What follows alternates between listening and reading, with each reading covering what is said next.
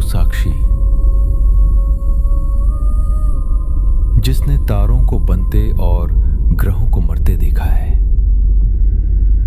आज मैं आपको उस सन्नाटे की सैर पर ले चलूं जहां आवाज भी दम तोड़ देती है।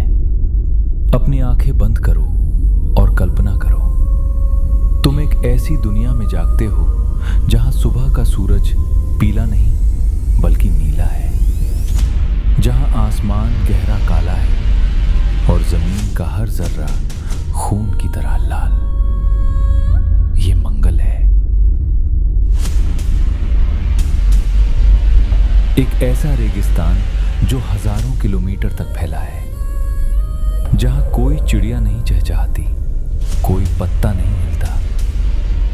यहां सिर्फ एक चीज है जो बोलती है, वो है धूल। मैंने इस धूल को मंगल के पहाड़ों से टकराते सुना है। मैंने उस वक्त को देखा है जब मंगल एक जिंदा ग्रह था, पर आज वो सिर्फ एक विशाल कब्रिस्तान है।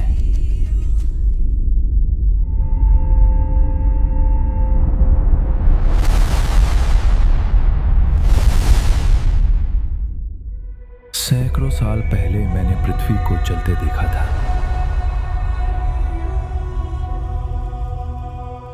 इंसान ने अपनी मां के आंचल में ही आग लगा दी थी। युद्ध, प्रदूषण और वो गिरता हुआ विशाल एस्टेरॉइड। मैंने डायनासोरों की आंखों में वो आखिरी डर देखा था, और वही डर 21वीं सदी के इंसान की आंखों में लौट आया था। इंसान ने जाना कि एक ही टोकरी में सारे अंडे रखना खुदकुशी है। अगर पृथ्वी हमारा मेन सर्वर है तो हमें एक बैकअप ड्राइव चाहिए थी, और ब्रह्मांड के इस अंधेरे कोने में हमें सिर्फ एक ही उम्मीद दिखी, वो लाल बिंदु। मैंने उन वैज्ञानिकों को देखा जो रातों की नींद हराम कर रहे थे, उस रॉकेट को बनाने के लिए जो उन्हें मौत के मुंह से निकाल सके। वो स्टारशिप नहीं था, वो मानवता की आखिरी चीख थी।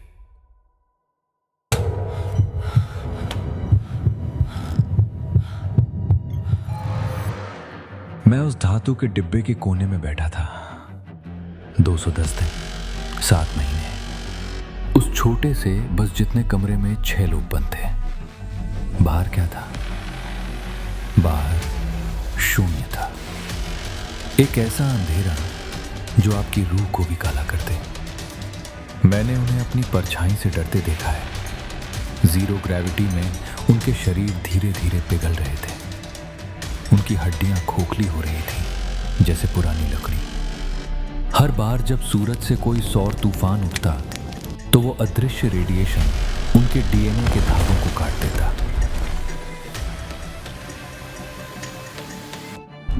मैंने उनकी नींदों में वो भयानक सपने देखे जहां वे पृथ्वी के समुद्र की लहरों के लिए तरस रहे थे। वहां पानी सोना था और ऑक्सीजन खुदा।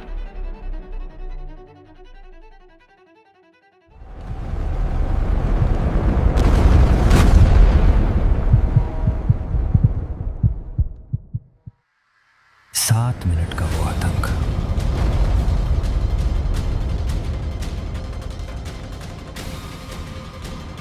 मंगल का वायुमंडल इतना पतला है कि वो आपको धीमा नहीं करता, वो आपको जलाने की कोशिश करता है। मैंने उस स्टारशिप की दीवारों को लाल होते देखा जब वो 20,000 किलोमीटर की रफ्तार से नीचे गिर रहा था, और फिर एक भारी झटका। धूल का गुबार थमा, सन्नाटा छा गया। जब पहली बार हैच खुला तो मैंने देखा कि कैसे इंसान ने उस लाल मिट्टी पर अपना पहला कदम रखा।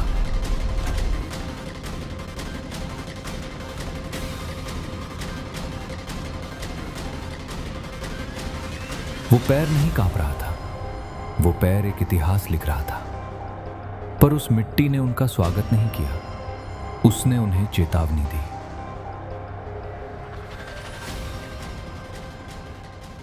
यहां तुम मेहमान नहीं हो, तुम एक गलती हो।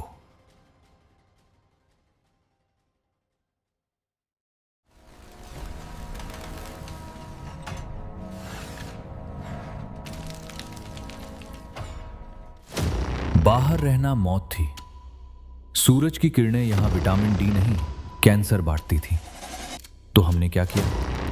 हमने जमीन के नीचे बिल खोदना शुरू किया।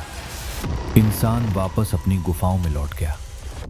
मैंने उन जाइंट 3D प्रिंटर्स को देखा जो मंगल की मिट्टी को लोहे जैसा मजबूत कंक्रीट बना रहे थे। मैंने उन बच्चों को देखा जो कभी जमीन के ऊपर नहीं आए। उनके लिए खुला आसमान एक डरावनी कहानी थी। उनके घर प्रेशर पॉट्स थे, एक जहरीली हवा के बीच बसा हुआ एक छोटा सा इंसानी बुलबुला।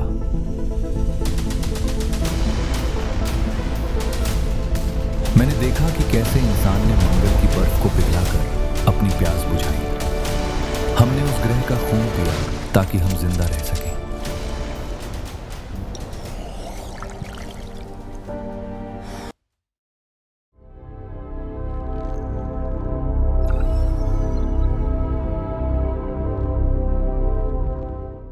हजारों साल बीत गए।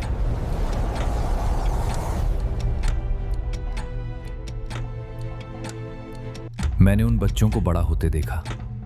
उनकी गर्दनें लंबी थीं, उनका कद 7 फीट से ऊपर था क्योंकि मंगल की कम ग्रेविटी उन्हें ऊपर खींच रही थी।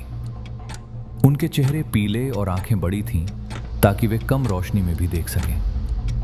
वे अब पृथ्वी के बारे में बात नहीं करते थे। उनके लिए धरती एक किंवदंती थी। वे मार्टियंस थे। उनकी अपनी भाषा थी, अपना संगीत था, एक ऐसा संगीत जो सन्नाटे के सुरों पर टिका था।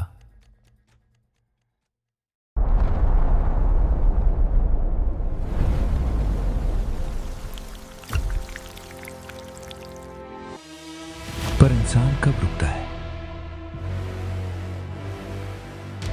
हमने मंगल को अपने जैसा बनाना चाहा।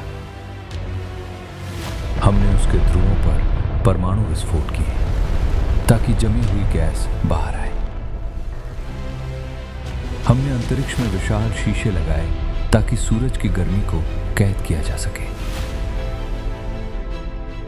मैंने वो पहली बारिश देखी।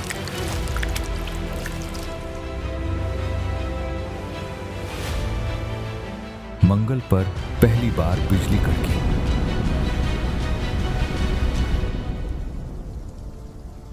वो लाल धूल धीरे धीरे काले कीचड़ में बदली और फिर वहां से एक छोटा सा हरा पत्ता निकला।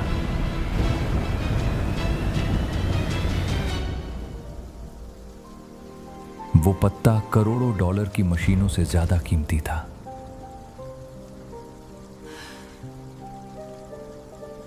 हमने एक मर चुके खुदा के शरीर में जान फूंक दी थी। हमने मंगल को टेराफॉर्म कर दिया।